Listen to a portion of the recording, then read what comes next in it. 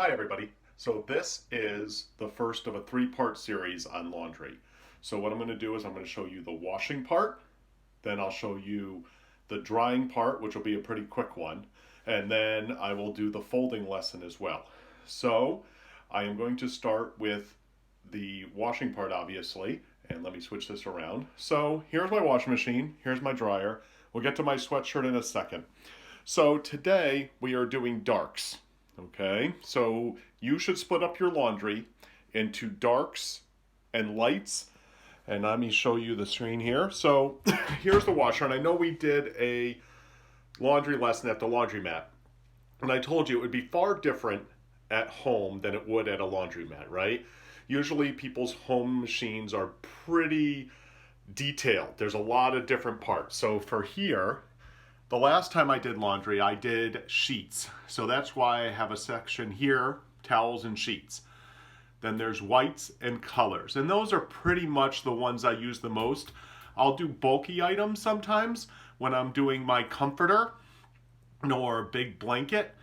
Heavy duty, sometimes it works better if I do have a lot of heavier clothes, like jeans. I know it has one for jeans. But I usually just wash jeans in with the colors.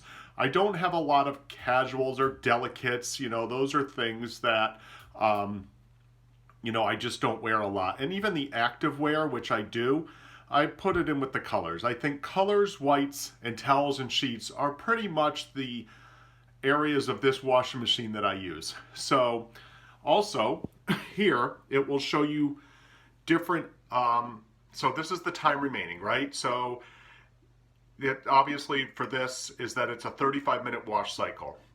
And this is the temperature. This is the soil. So usually I keep, let me put that back on here. So the soil, I almost always keep it on normal. If I have something that's really dirty, if I did a lot of yard work, I might move it to heavy. And then the spin, I almost always keep it at normal as well. The only time I don't is if I have like a lot of towels and I think they need to spin out a little more. So the water cycle, so what happens is the water fills up, it senses it, and we'll go over that in a minute. Then it washes it, okay, it spins it around. Then it rinses it out and spins it out so that your clothes stay clean. Now remember what we talked about during our lesson when we went to the laundromat. For the soap, you really don't need a lot of soap. I'm going to be doing a medium load today, okay? So, let me get the screw off here. Sorry for the poor camera work. As you can see here on the side, 1, 2, 3, 4, 5, okay? And really, it only has 3 categories here on the Tide container that I have. That you only need to fill it for 1 for medium loads, 3 if you're doing a large load, and then on a full load, you put it all the way up to 5. Now with these high efficiency machines, you don't need a lot of soap. And remember what we talked about with the soap. Just the same as the hands, right? That soap attracts dirt. It attracts things and it pulls it away. So if you use too much soap and soap remains on your clothes, it's not a good thing. So you want to make sure you don't overfill it. Okay? So I'm going to gently fill this container.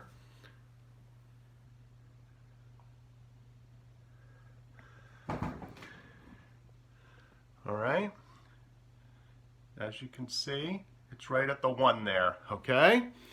So then all I do is dump it into the machine, all right? Now I left a little bit in here and I'll tell you why in a second, all right?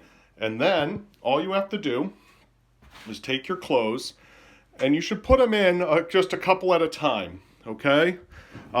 So they can kind of spread around. It makes the washer machine's job a little easier, okay?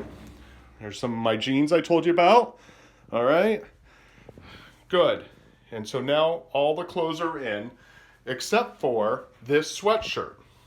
All right. So this stain here is some coffee that I spilt on it earlier today. So I thought today would be a great day to do the laundry lesson. So there's 2 different things you can do with this. Okay. Here's a spray and wash stick. All right. So that's used to pre-treat. So pre-treat is just kind of a fancy phrase for like getting some soap on it so it can get to work before it goes into the machine, all right? But I realize some people don't have that at their house, but they will have some type of soap, okay? And right here at the top, it says pre-treat tough stains with Tide. So basically it's telling me that I can put a little bit on here. So like I said, I left a little bit here, and I'm gonna pour some on there. Good. And just kind of gently put it on there, okay? And now I want to let that sit for a minute before I start everything up. So I put it on with the rest of the stuff. So once again, I'm going to put this on. Now some people, I have this, and this is just for the water turn off, and I don't know if anybody of you have this. Some people just have like the turn knobs. But I learned a long time ago, unfortunately the hard way, is that when you're really not using the water, you should turn it off because the pressure might build up in these pipes, or these hoses I should say. Now the hoses that I have now are very, very strong, but if you have a rubber hose, you probably should turn the water off so the water doesn't stay on there. Okay, like I said, we're gonna make sure it's on colors. Okay, and I know that I have that one item with the coffee that might move it up to a heavy soil, but I don't think so. Now, so what's wrong here? Well, what wrong is that it should be done in cold water colors, all right? You wanna move up to warm if you are using whites, all right? And you see how the whites, when I moved it there, the time moved up? Because they take a little longer to cook. I mean to cook, to clean. And then the towels and the sheets, okay?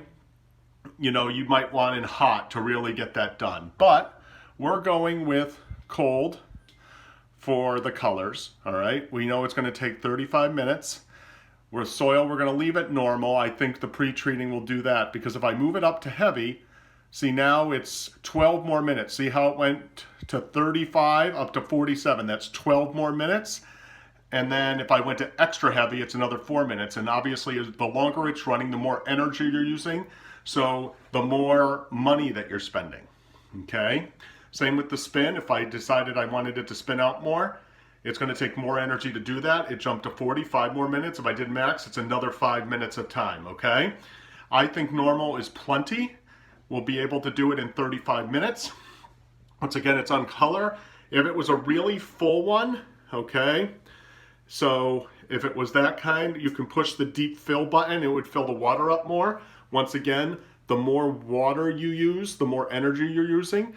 For some of you, especially in Vernon, who are town water, the more water you use, the more you get charged, or on top of that. And so now, once again, I'm just double checking everything. The colors are set. The time is 35 minutes. We're on cold water.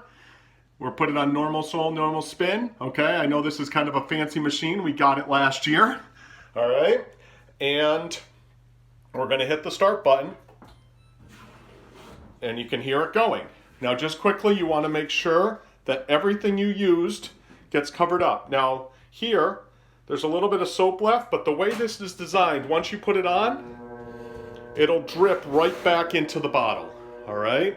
So you can see this is starting to spin around. It's a high efficiency washer, and it's gonna start doing its job. So after this, I'll show you just quickly the drying part of it. That will be another part of our lesson. And then we'll go over the folding part. And a lot of you know some of the stuff with the folding, not only because of the lesson that we did, but we lay pants up at Marshall's and TJ Maxx a certain way. We fold clothes at Walmart. So I know we all have kind of different ways of folding, and we'll go over that part in the third part of this lesson. But that's the wash part of this lesson. We'll wait the 35 minutes, and then I will show you the dryer part of those, and we'll go from there. I'll see you soon.